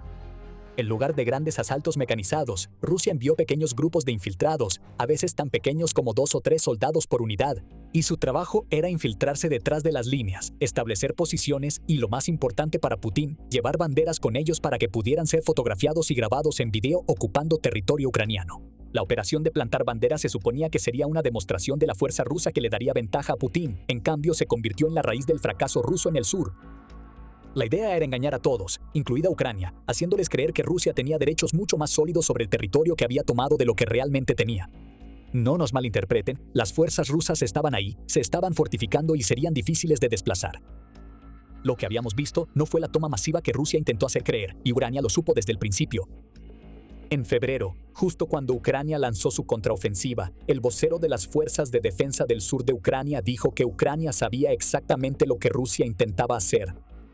Según nuestra inteligencia, las unidades rusas que operan en el eje de Julia, Pola y Alexandrovka, particularmente las unidades de reconocimiento dentro de la zona operativa del 29º Ejército de Rusia, han recibido la tarea de instalar banderas de la Federación Rusa entre el 14 y el 24 de febrero, antes del aniversario de la invasión a gran escala, dijo Vladislav Voloshin, revelando que las operaciones del sur de Rusia sirven a los propósitos propagandísticos de Putin tanto como a las necesidades estratégicas del ejército ruso.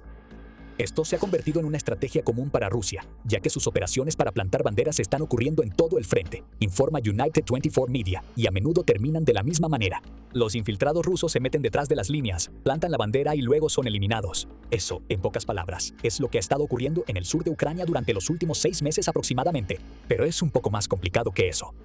No se trata de fuerzas rusas que plantan una bandera, se toman una foto y luego huyen. Una vez que la bandera ha sido plantada, los infiltrados rusos se establecen y esperan a que llegue el apoyo. Ucrania también se dio cuenta de esto, y ahí estaba la oportunidad de humillar a Putin y recuperar grandes extensiones de territorio. Sin embargo, Ucrania no lanzó el tipo de ofensiva masiva que Rusia podría haber esperado.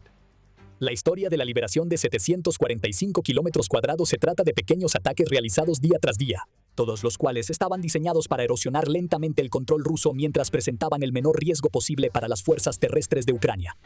Esa es la genialidad de la estrategia de Ucrania, y es lo último que Rusia esperaba. En lugar de intentar tomar todo de una vez, informa el Kyiv Post, Ucrania identificaba una debilidad en las líneas rusas y concentraba tropas y poder de fuego en esa debilidad. Los ocupantes rusos serían tomados por sorpresa, ya que los escuadrones de búsqueda y destrucción de Ucrania usaban drones para encontrarlos y atacarlos, y luego entraban las fuerzas terrestres. Los rusos morían o eran expulsados. Luego, Ucrania se reorganizaba, identificaba la siguiente debilidad y volvía a atacar. Es como colocar las piezas de un rompecabezas para armar un conjunto mucho más grande. Y Ucrania ejecutó su estrategia a la perfección. Lo sabemos no solo porque Zelensky nos lo dijo, los mapas lo desglosan todo y muestran que las fuerzas rusas han estado en retirada en Alexandrovka y otros lugares. Pero antes de profundizar un poco más, esto es un recordatorio de que estás viendo el programa militar. Vamos más allá de los titulares para darte el panorama completo. Si estás obteniendo información de nuestro canal, considera suscribirte y activar las notificaciones para que no te pierdas ninguno de nuestros videos. La brillantez de la estrategia de Ucrania tiene una segunda capa. El acto de plantar la bandera por parte de Rusia también pudo haber sido visto como una forma de tentar a Ucrania para que lanzara el tipo de ofensiva que le habría costado más soldados y equipo. Pero Ucrania no cayó en la trampa. Dejó que Rusia siguiera con sus juegos de banderas y, en cambio, muy discretamente se dedicó a desrusificar el territorio que Rusia afirmaba controlar. Sí, hubo anuncios ocasionales. Hacia finales de febrero, por ejemplo, Ucrania informó sobre la liberación de 400 kilómetros cuadrados. Pero estos informes siempre llegaban después de los hechos. Rusia nunca sabía cuál iba a ser el siguiente objetivo de Ucrania ni cuándo, lo que significaba que nunca tenía la oportunidad de preparar a sus infiltrados para lo que venía. Vemos lo bien que le fue a Ucrania en un mapa publicado por Deep State. El proveedor de inteligencia de fuentes abiertas rastrea los avances y retiradas a lo largo de todo el frente. El 12 de agosto publicó un mapa que prueba todo lo que Zelensky afirma. ¿Ves esa zona azul claro? Todo ese territorio es el que las fuerzas ucranianas han liberado del control ruso en 2026. Deep State resalta 19 asentamientos diferentes dentro de esa sola zona azul, incluyendo varios de los que mencionamos antes, como Yalta y Gersonivka. Otros incluyen Voronezh, Ternovka y Rivne. Todas son aldeas que Rusia afirmaba controlar, pero que han caído ante la estrategia de Ucrania de explotar debilidades en las líneas rusas poco a poco.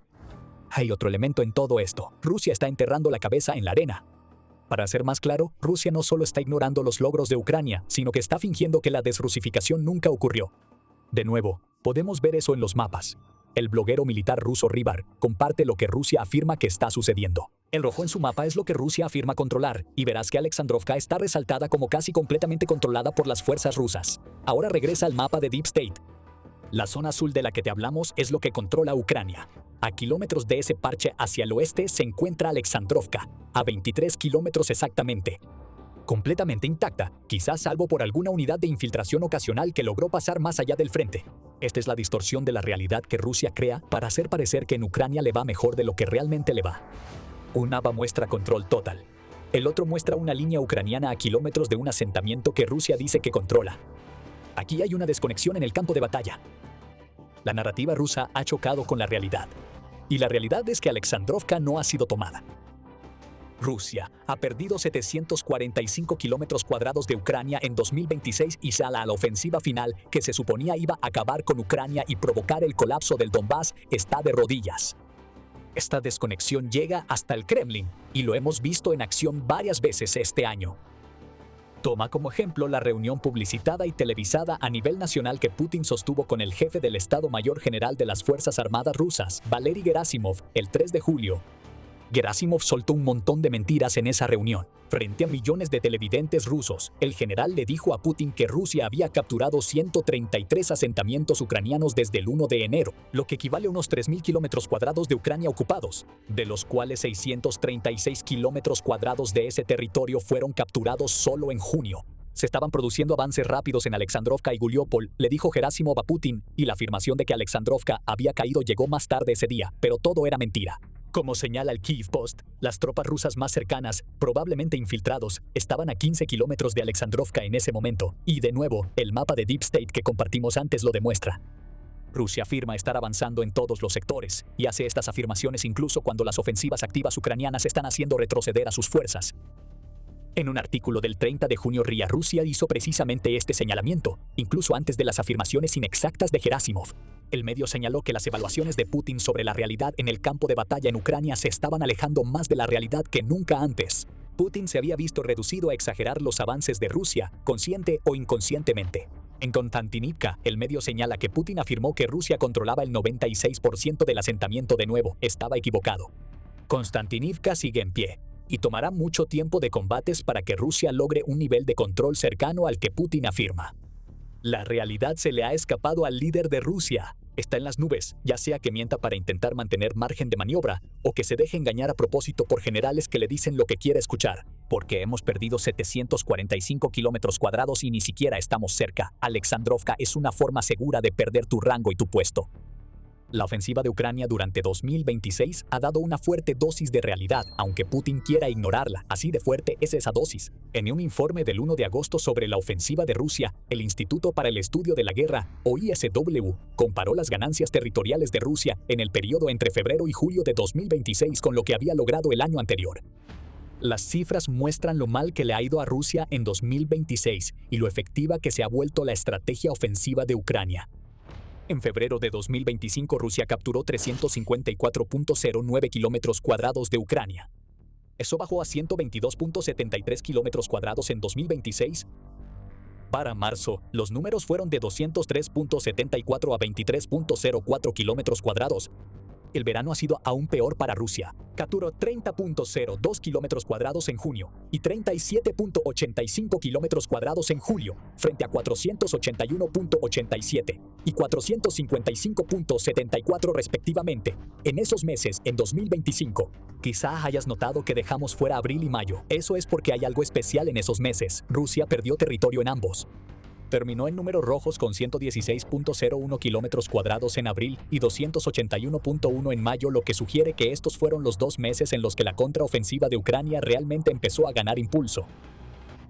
Para ponerlo en contexto, Rusia logró arrebatar más de 700 kilómetros cuadrados del territorio de Ucrania durante esos 2 meses combinados en 2025. Esta es la realidad para Rusia. El año que se suponía marcaría el colapso de Ucrania, en cambio, ha demostrado lo débil que se ha vuelto el avance de Rusia y lo bien que está funcionando la estrategia ofensiva de Ucrania. Hablando de debilitamiento, Rusia no está dejando de avanzar porque esté enviando menos soldados a estrellarse contra las defensas de Ucrania. No se trata de retirarse para reabastecerse y prepararse para un asalto más fuerte más adelante en el año.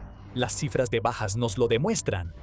El 3 de agosto Zelensky reveló que Rusia ha sufrido 225.500 bajas durante los primeros 7 meses de 2026. Podemos hacer un poco de matemáticas para mostrar lo que eso realmente significa para el periodo que el ISW analiza en su evaluación.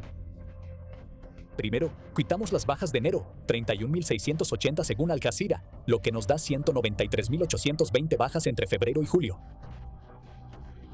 Luego, sumamos los avances rusos para ese periodo. Según el ISSW, esas ganancias, bueno, en realidad no son ganancias. Durante este periodo de 6 meses, Rusia en realidad ha perdido 183.47 kilómetros cuadrados. Bueno, eso fue inesperado, pero nos muestra lo impactante que ha sido la ofensiva de Ucrania. Bien, intentemos un enfoque diferente. Seremos amables con Rusia e incluiremos las infiltraciones como avances, aunque meter 1 o 2 soldados en un asentamiento está muy lejos de dar por tomado ese asentamiento. Incluyendo las infiltraciones, nuevamente según las cifras del ISW, Rusia se ha adjudicado 379.85 kilómetros cuadrados. Así que, en este escenario más optimista para Rusia, aún ha perdido 510.25 soldados por cada kilómetro cuadrado que ha tomado en Ucrania entre febrero y julio. Esto no es dominación, es un desastre. Una realidad que Putin no quiere aceptar incluso en el mejor de los casos. Y en el peor de los casos, Rusia ha sacrificado a más de 193.000 soldados para seguir perdiendo territorio. Nadie habría creído que esto podría ser posible con toda la fanfarronería rusa que inició el año, pero está sucediendo, y esto es lo que ha significado para Rusia. La razón principal por la que Rusia quería mantener territorio en el sur de Ucrania, especialmente en esa convergencia de Dnipro, Dnipropetrovsk, Zaporilla y Donetsk, era crear una zona de amortiguamiento para apoyar la ofensiva en Donetsk. La idea era simple: crear una zona de amortiguamiento que impidiera a Ucrania enviar tropas y suministros a Donetsk, junto con obligar a Ucrania a sacrificar soldados en el sur que preferiría tener combatiendo en el cinturón de fortalezas de Donetsk. Bien en teoría, pero cuando la ejecución depende de la infiltración y se enfrenta a la brillante estrategia gradual de Ucrania, todo se viene abajo. La zona de amortiguamiento ha colapsado y las consecuencias se están sintiendo en Donetsk. Rusia se suponía que ya debería haber avanzado en gran parte para debilitar la franja de fortalezas. Eso según Putin, quien había fijado una fecha límite en septiembre para tomar el Oblast y finalmente asegurar el Donbass. Rusia tiene unas 2 semanas para lograr un milagro y hacer que eso suceda, ya que todavía está lejos de tomar Konstantinivka y mucho menos el resto de la fortaleza. Por cierto, la fecha límite para Donetsk ahora es en diciembre. Eso tampoco va a suceder. Entonces, ¿qué es lo que va a pasar? Bueno, Putin ahora tiene un problema llamado Alexandrovka, ya que Rusia tiene que intentar recuperar los 745 kilómetros cuadrados de territorio que ha perdido ante Ucrania en 2026. Pero Rusia no puede recuperar ese territorio por tierra. Ucrania está fortificada y las fuerzas de Putin están enfocadas principalmente en Donetsk, y su asalto en el sur es limitado. Así que lo que probablemente veremos durante el resto de 2026 es a Rusia intentando usar ataques aéreos para debilitar a Ucrania en el sur, quizás en preparación para un intento de contraataque más adelante. De hecho, este enfoque ya ha comenzado. El 2 de julio Pravda informó que Rusia había lanzado 7 bombas aéreas sobre Alexandrovka, destruyendo 50 casas y matando a una persona. Esa es una forma extraña de tratar a un asentamiento que afirmaba saber capturado un día después. Rusia, esto es desesperación. Rusia se ve obligada a depender de su estrategia aérea porque ya no está lo suficientemente cerca de Alexandrovka como para atacarla de manera confiable con artillería o lanzar asaltos terrestres. Y todo eso es gracias a Ucrania. Liberar 745 kilómetros cuadrados de su territorio lastimó a Putin el propagandista, pero directamente dejó fuera de combate a Putin el estratega fracasado. Ahora, todo lo que Rusia puede hacer es atacar desde el aire, y puede que haya una nación que tenga algo que decir al respecto. Polonia está a punto de intervenir. ¿Cuál es la mejor manera de lidiar con Rusia en 2026? No dejes que Rusia te ataque primero. Actúa de manera preventiva y elimina la amenaza rusa antes de que tenga la oportunidad de hacerte algo. En un mundo donde la disuasión parece ser menos efectiva de lo que ha sido desde principios del siglo XXI, atacar primero es mejor que ser atacado. Al menos, esa es la nueva estrategia de Alemania. En un fallo legal histórico, Alemania le ha otorgado a sus servicios de inteligencia el poder de atacar a Rusia antes de que Rusia ataque a Alemania. Están a punto de lanzarse ataques preventivos, pero esos ataques no involucrarán misiles ni bombas. Involucrarán nuevos poderes otorgados a los servicios de inteligencia de Alemania. El mejor dron es aquel que nunca despega y puede amenazar a Alemania, declaró el presidente del Comité de Control Parlamentario del Bundestag alemán, Mark-Henrik Mann, antes de una votación crucial que determinaría si el gabinete de Alemania otorgaría una nueva serie de poderes a sus agencias de inteligencia. Horas después, ya estaban los resultados. La nueva ley había sido aprobada por el gabinete. Tal como Henrik Mann declaró que debía aprobarse, Alemania había dado un paso enorme hacia otorgarse el poder de atacar preventivamente a Rusia. En lugar de siempre esperar y responder a las estrategias de guerra híbrida que Putin ha empleado contra Berlín desde que comenzó la invasión a Ucrania.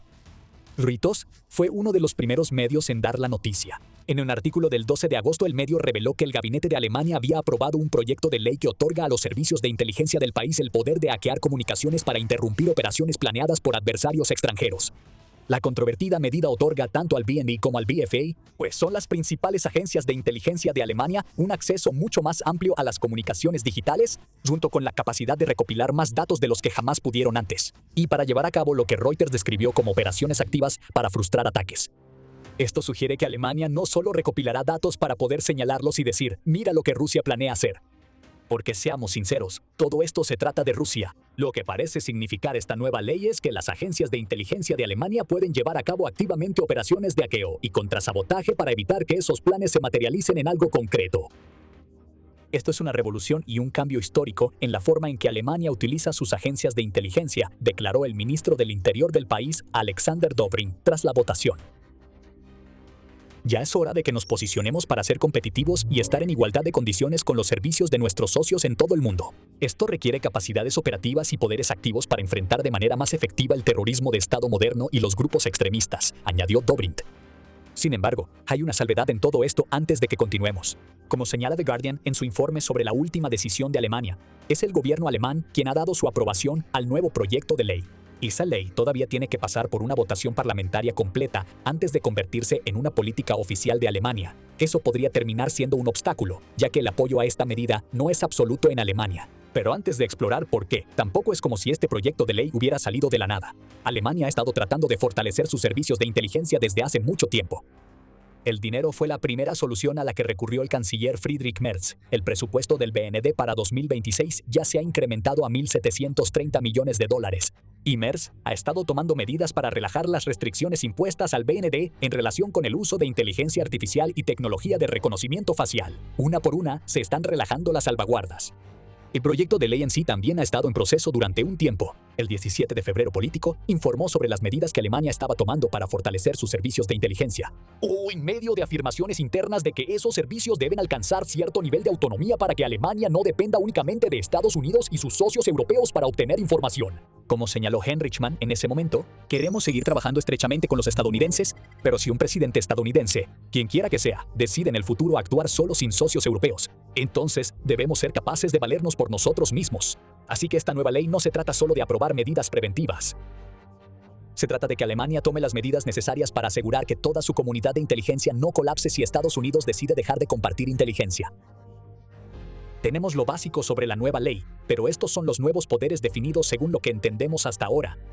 Los servicios de inteligencia de Alemania tendrán el poder de implementar una serie de medidas una vez que hayan descubierto un complot en proceso de desarrollo, informa Político. Esas medidas pueden variar dependiendo de la magnitud del complot.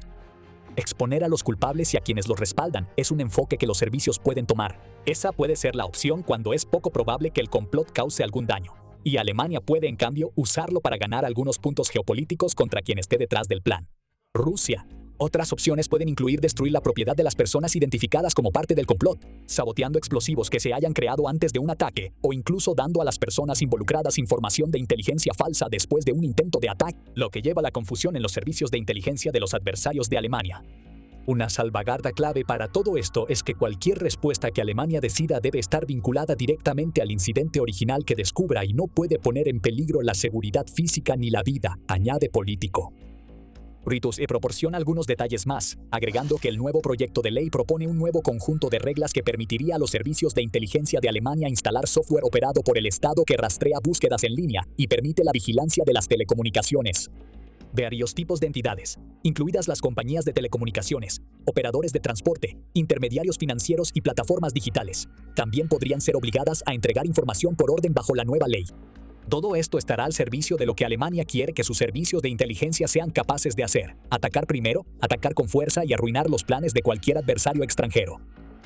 Sin embargo, puede que estés escuchando todo esto y quizás sientas que esta nueva ley se extralimita un poco. Ampliar los poderes de los servicios de inteligencia es una cosa, pero darles lo que parece ser acceso ilimitado a los registros de búsquedas en línea y telecomunicaciones es una posible invasión a la privacidad. Algunos podrían considerar que eso va demasiado lejos. No estarías solo, si esa es tu opinión. Mencionamos que el nuevo proyecto de ley de Alemania todavía tiene que pasar por una votación parlamentaria completa y que eso podría ser un obstáculo. La razón es que el apoyo a esta ley en particular no es unánime.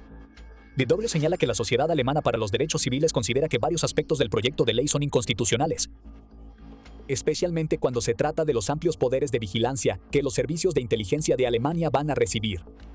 En particular, darles a esos servicios acceso a la videovigilancia pública y privada en tiempo real es un problema, afirma el experto de la sociedad, Kai Dittmann. No existen límites suficientes y claramente definidos para este tipo de intrusiones tan amplias, que sobre todo afectan a innumerables personas inocentes. Dice Dittmann sobre la ley, agregando que otorgar a los servicios de seguridad de Alemania la capacidad de llevar a cabo operaciones cibernéticas y campañas activas contra amenazas identificadas difumina los límites constitucionales entre los servicios de inteligencia, la policía y el ejército.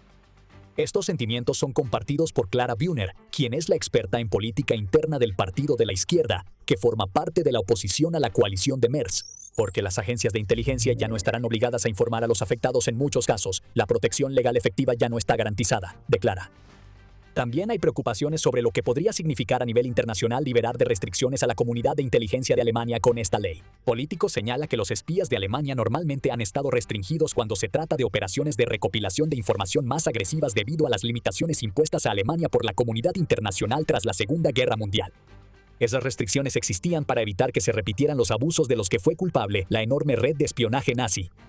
Para algunos en Alemania y fuera de la nación, esta nueva ley sería un paso peligroso que se aleja de las restricciones que han mantenido bajo control a los espías alemanes durante más de 60 años. El contraargumento a esta afirmación es que ya no son los años 40. Alemania es una nación muy diferente de lo que era bajo los nazis, y se podría argumentar que Europa ahora enfrenta una amenaza similar a la plaga nazi, solo que ahora proviene de Putin y su versión imperialista de Rusia. Ese es el argumento que Henrik Mann presentó antes de la votación, dijo a Cell Television de Alemania. Realmente tenemos que permitir que nuestros servicios dejen fuera de servicio el dron de ataque en Rusia o la fábrica que lo fabrica, antes de que sea dirigido contra el aeropuerto alemán o contra la seguridad y la vida de las personas en Alemania. Aún así, hay obstáculos que superar. ¿Logrará el proyecto de ley superar esos obstáculos? Parece muy probable que así sea. El partido de coalición de Merz, que incluye la Unión Demócrata Cristiana, la Unión Social Cristiana y los partidos socialdemócratas, tiene la mayoría en el Parlamento de Alemania. Cuando ese parlamento regrese de su receso a principios de septiembre, se espera que ese trío de partidos apruebe la ley con su voto colectivo, sin importar la oposición. DW llega a afirmar que esta votación posterior se considera una mera formalidad.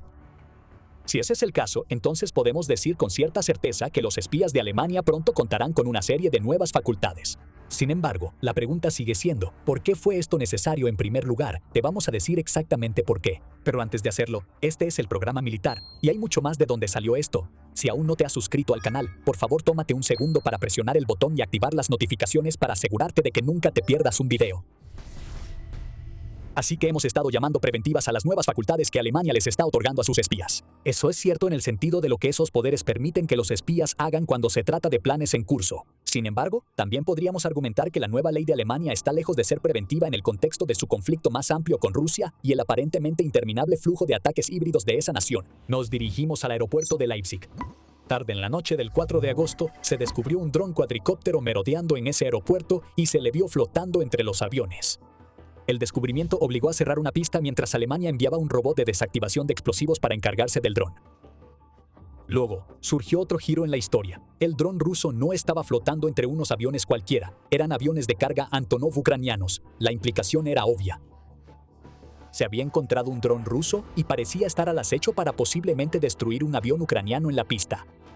Por lo menos, había sido colocado junto a la pista para servir como una amenaza para Alemania. Esta vez, el dron no hizo nada. La próxima vez, bueno, acabamos de demostrar que podemos meter drones en su aeropuerto. El ministro del Interior, Dobrindt, advirtió sobre un nuevo nivel de peligro tras el incidente, aunque no llegó a decir que Rusia estuviera detrás, sino que afirmó que el evento podría involucrar a potencias extranjeras.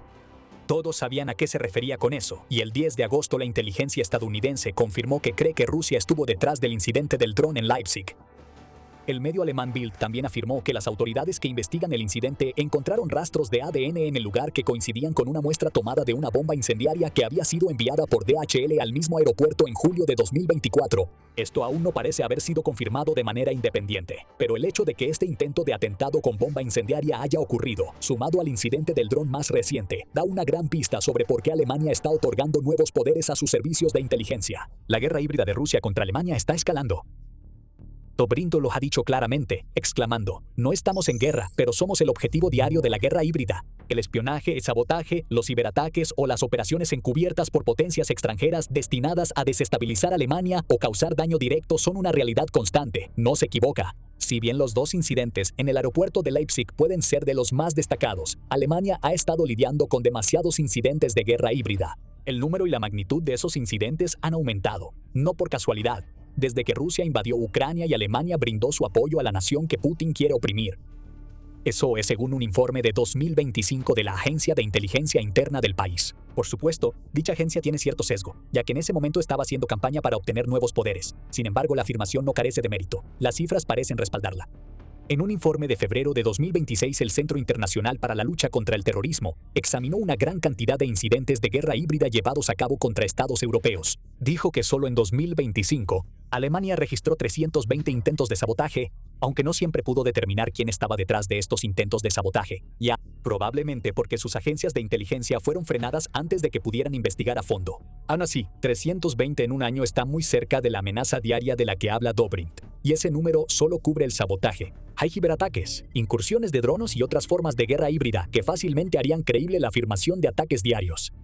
De hecho, si incluimos los ciberataques en la ecuación, entonces decir que son diarios es una gran subestimación. Decir que son cada hora sería más preciso, y cada pocos minutos sería aún más exacto. En un informe del 12 de mayo, Euronews reveló que Alemania registró 334.000 casos de ciberdelitos en 2025, 2/3 de los cuales se confirmó que provenían del extranjero o fueron perpetrados desde ubicaciones desconocidas.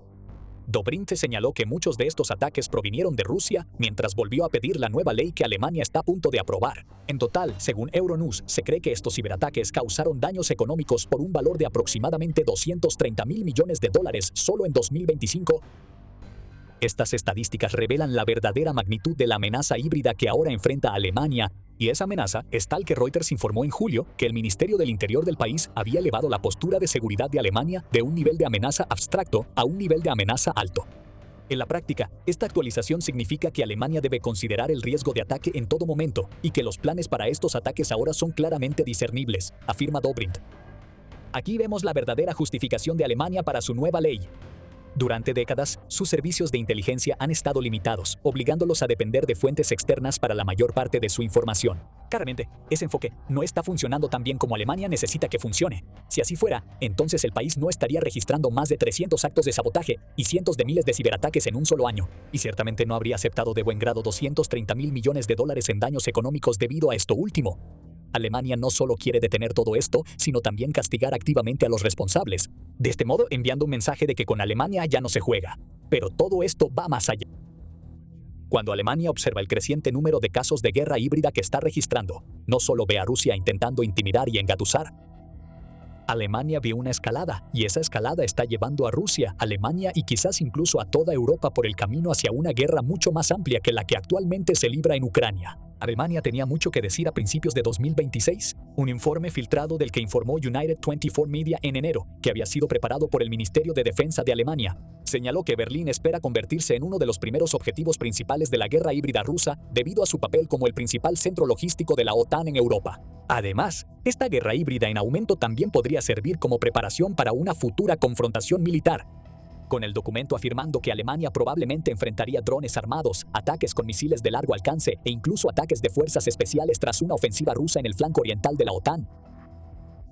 Para resumirlo todo, Alemania está cada vez más convencida de que se avecina una guerra, y que esa guerra será iniciada por Putin, igual que la de Ucrania. Si avanzamos hasta junio, las advertencias seguían llegando desde el mando militar de Alemania. El jefe del ejército del país, el teniente general Christian Freuding, ya ha afirmado que los 32 miembros de la OTAN están de acuerdo en que Rusia podría tener la capacidad de lanzar un gran ataque contra territorio de la OTAN para finales de la década. Eso le da a Alemania y a sus aliados una fecha límite en 2029 para prepararse para tal ataque, y obstaculizar a Rusia en las primeras etapas mediante mayores poderes para los servicios de inteligencia ayudará. Un par de meses después, otro de los principales oficiales militares de Alemania, el general Carsten Breuer, le dijo al Wall Street Journal que Rusia ha estado utilizando drones de manera sistemática para sondear las defensas aéreas europeas y probar las respuestas de la OTAN. La campaña de la zona gris se está intensificando, declaró Breuer. Y lo que sucedió en el aeropuerto de Leipzig fue el ejemplo perfecto. Rusia está utilizando estas pruebas para perfeccionar sus tácticas para un conflicto futuro, añade el general alemán. Las mentes militares más brillantes de Berlín no podrían hacerlo más obvio, ni aunque lo gritaran desde los tejados. Ellos creen que la guerra se avecina y que las tácticas híbridas de Rusia son solo el comienzo. Alemania debe estar lista para contraatacar cuando llegue el momento, y enfrentar lo que está sucediendo en su territorio en este momento es un paso clave. De nuevo, todo se resume a lo que dijimos al principio del video. Reaccionar ya no es suficiente. Tampoco lo es confiar en la disuasión de la OTAN. Para Alemania se necesita un enfoque preventivo para mostrarle a Rusia que no puede simplemente escalar la situación y esperar que no haya respuesta. Suponiendo que el Parlamento alemán apruebe la ley, entrará en vigor en algún momento de 2027, entonces veremos cómo responde Putin. ¿Retrocederá o escalará aún más? Y esa es la gran pregunta. Pero cada vez está más claro que las provocaciones de Rusia al oso de la OTAN se han vuelto tan constantes que el oso ya está despierto y listo para morder. No solo Alemania está haciendo cambios importantes. Polonia se está preparando para dar un paso enorme que sacudirá al Kremlin hasta lo más profundo. ¿Cuál es ese paso? Puedes descubrirlo si ves nuestro video. Pero antes de irnos, esperamos que hayas disfrutado este análisis sobre las nuevas leyes de espionaje de Alemania. Si fue así, ¿por qué no te suscribes al programa militar? Publicamos videos como este todos los días, y gracias por vernos.